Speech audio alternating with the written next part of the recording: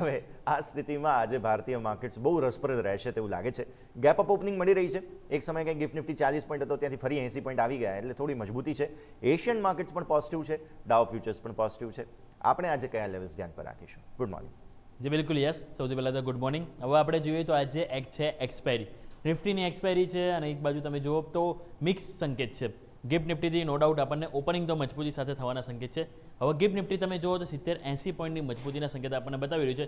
તે સંજોગોમાં હવે ગઈકાલના ક્લોઝિંગથી આપણે આજના દિવસમાં સમજવાનો પ્રયત્ન કરીએ તો પહેલાં નિફ્ટીનો ડેલી ચાર્ટ સ્ક્રીન ઉપર લાવો.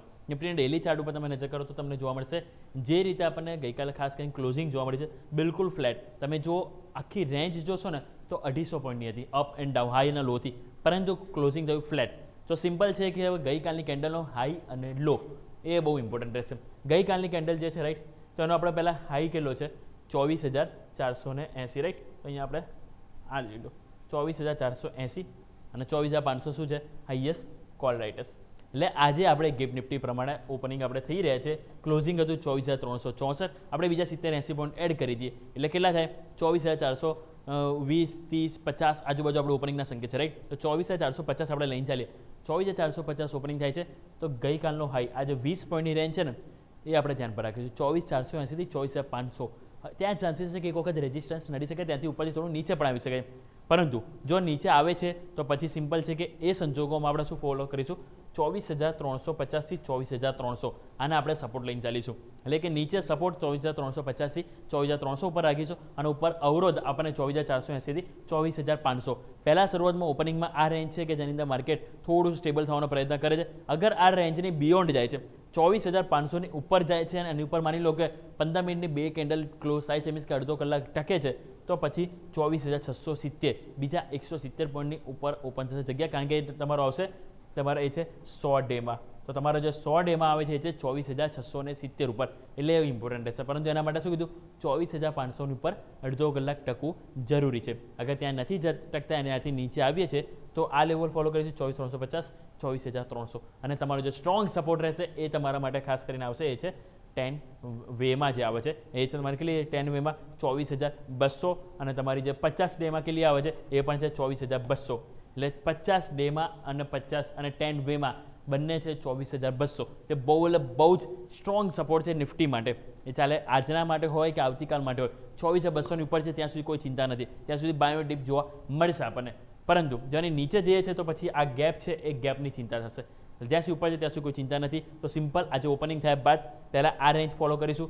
ઉપરની તરફ રેઝિસ્ટન્સ 24,480 થી 24,500, નીચે આવે છે ત્યાંથી તો 24,350, 24,300 આપણે ફોલો કરીશું. અગર માની લો 24,500 ઉપર જાય છે, સફળ થઈ જઈએ છે તો 24,670 આપણે જે આવે છે 100 ડેમાં એને આપણે એપ્રોચ કરતા જોવા મળી શકીએ છીએ. વાત થઈ ગઈ ડેલી ચાર્ટ. વાત કરીએ 15 મિનિટે તમે જો પહેલાં 2 દિવસ એવા હતા તમે જોશો તો ઉપર આપણને જોવા મળશે થોડુંક આમ કહેવાય ને સેલોન રહેશે, પરંતુ છેલ્લે 2 દિવસ આપણને થોડુંક બાયો ડીપ પણ જોવા મળી રહ્યું છે. 15 મિનિટ સ્ક્રીન ઉપર લઈને આવો નિફ્ટીનો, તેમાં તમે નજર કરો તો જે રીતે આપણને જે સેટઅપ જોવા મળ્યું છે, જે રીતે ગઈકાલે પણ તમે જો પહેલાં તમારું ઓપનિંગ થઈ, ઓપનિંગ બાદ તમે પહેલાં નીચે આવ્યા, પછી ખરીદારી આવી, પછી ઉપલા સરથી ફરી થોડા નીચે આવ્યા, ફરી ઉપર ગયા, ફરી નીચે આવ્યા અને ક્લોઝિંગ તમારું ફ્લેટ થયું. એટલે આ એક આખી રેન્જ ભરાઈ છે તમારી. આ રેન્જની અંદર છો ત્યાં સુધી કોઈ ચિંતા નથી. તો નીચેની તરફ આ જે રેન્જ છે 24,150 થી 24,200નો સપોર્ટ બતાવે છે. અને હું જે કહું છું ને કે 24,200 નીચે વીકનેસ કેમ છે, કારણ કે તમે જો 3 કારણ છે. એક તો 50 ડેમાં 50 ડેમાં તમારો છે, 10 વેમાં છે અને તમારો આ મોટો ગેપ છે. એટલે કે 24,200 નીચે જવું તો બે મહત્વની એક્સપોનેન્શિયલ મૂવિંગ એવરેજ પણ તૂટશે અને ગેપની જે ટેરિટરી છે એની અંદર તમે પ્રવેશ કરી જશો. એટલે 24,200 ઉપર છે ત્યાં શું ચિંતા નથી. અને ઉપર નવી તેજી માટે આ લેવલ તમે એક વખત હાઇલાઇટ કરો. મેક્સિમમ ટાઈમ તમે જુઓ તો અહીંયા માર્કેટ અટકી રહ્યું છે રાઈટ. તો એ લેવલ તમારું આવશે છે 24,400 કે જેની ઉપર ક્લોઝ થવામાં સફળ નથી થઈ રહી. આપણે પ્રોબ્લેમ એ છે જઈએ છીએ પરંતુ 24,400 ઉપર ક્લોઝ નથી થતા. તો આજના દિવસે પણ ઇમ્પોર્ટન્ટ રહેશે કે 24,400 ઉપર માર્કેટ ક્લોઝ આવે છે કે નહીં. બાકી નવી તેજી માટે ઇન્ટ્રાડેમાં 24,500 ઉપર જવું ઇમ્પોર્ટન્ટ રહેશે. વાત કરીએ ઓપન ઇન્ટરેસ્ટ. આજે એક્સપાયરી છે તો અહીંયા ઓપન ઇન્ટરેસ્ટમાં પણ આજે વોલેટિલિટી જોવા મળશે. કોલ રાઇટર્સ પુટ રાઇટર્સ વચ્ચે ફાઇટ પણ જોવા મળશે. તો ઓપન ઇન્ટરેસ્ટ એક વાર સ્ક્રીન ઉપર નજર કરીએ તો નિફ્ટીને તમે જુઓ તો ક્લોઝિંગ આપણું છે 24,350ની નજીક. હું જે વાત કરી છું 24,500 એ આપણે હાઇલાઇટ કરો. પહેલાં તો કેટલો છે 74 લાખ કોલ રાઇટર્સ છે. 24,400 કેટલા છે 54 લાખ કોલ રાઇટર્સ છે. અને આજે થયું શું એકચ્યુઅલી ખબર છે 24,400 પણ તમારા માટે મેક ઓર બ્રેક લેવલ રહેશે. રેઝિસ્ટન્સ એરિયા કયો રહેશે 24,500 આની ઉપર નવી તેજી પોસિબલ છે. 24,400 તમારું મેક ઓર બ્રેક છે, તમારું ડિસાઇડ કરશે અહીંયાથી ટ્રેન્ડ, અને 24,300 એક સ્ટ્રોંગ સપોર્ટ રહેશે.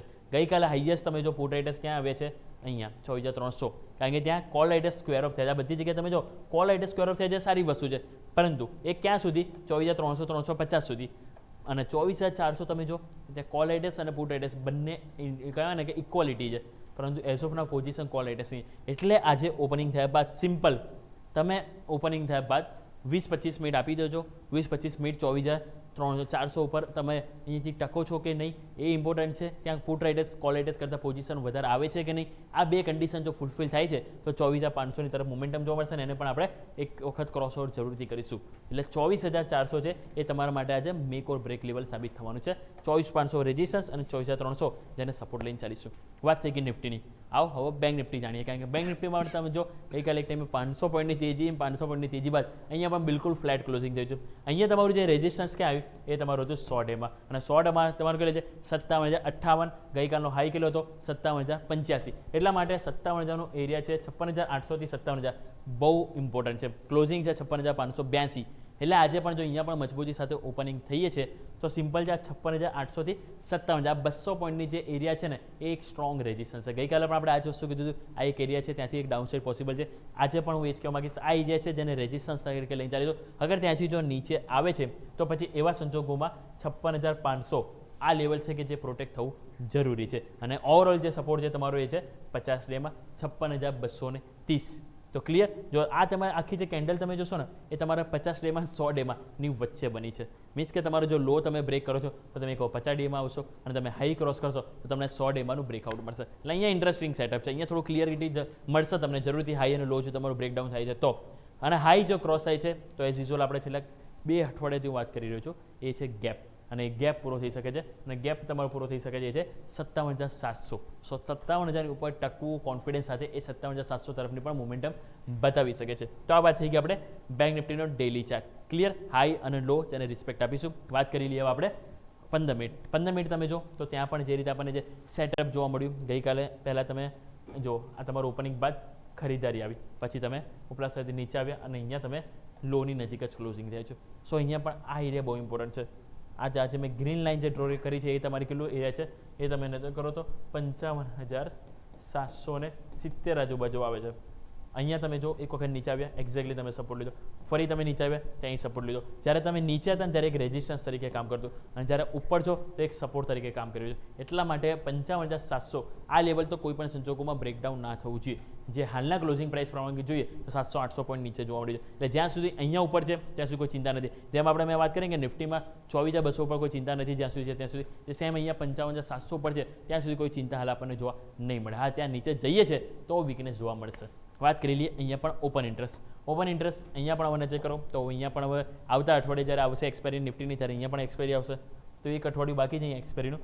56,500 જ્યાં છે આપણું ક્લોઝિંગ. એટલે મેં તમને શરૂઆતમાં શું કીધું, અગર આજે 56,800 થી 57,000 જઈએ છે ત્યાંથી જો પ્રોબ્લેમ આવે છે તો એવા સંજોગોમાં નીચે આવે છે તો આ લેવલ તમારું પ્રોટેક્ટ થવું જરૂરી છે. સારી વસ્તુ છે કે ગઈકાલે કોલેટેસ બીજી કંઈ કોન્ફિડન્સ ખોયા છે, પરંતુ હવે અહીંયા નજર આપણે રાખવાની છે. નવી તેજી કરવી હોય તો 57,000 ઉપર આ કોલ રાઇટર્સનો કોન્ફિડન્સ દેવું જરૂરી છે. ગઈકાલે નો ડાઉટ પુટ રાઇટર્સે હિંમત સારી બતાવી છે, એ હિંમત આજે પણ કન્ટિન્યુ થવી જોઈએ તો પછી 57,000 ઉપર ટકીશું. અધરવાઇઝ એ જ આપણે ગઈકાલની જેમ આજે પણ ઉપર આવીશું, પછી ત્યાંથી પાછા નીચે આવી જઈશું. સો અહીંયા 500 પોઈન્ટની રેન્જ છે 56,500 57,000 કે જેની અંદર આજે જોવા મળી શકે કારોબાર. એની બિયોન્ડ જઈશું નીચે તો એક વીકનેસ, અને ઉપર જઈએ તો એક આપણને સારું એક્શન પોઝિટિવ જોવા મળી શકે છે.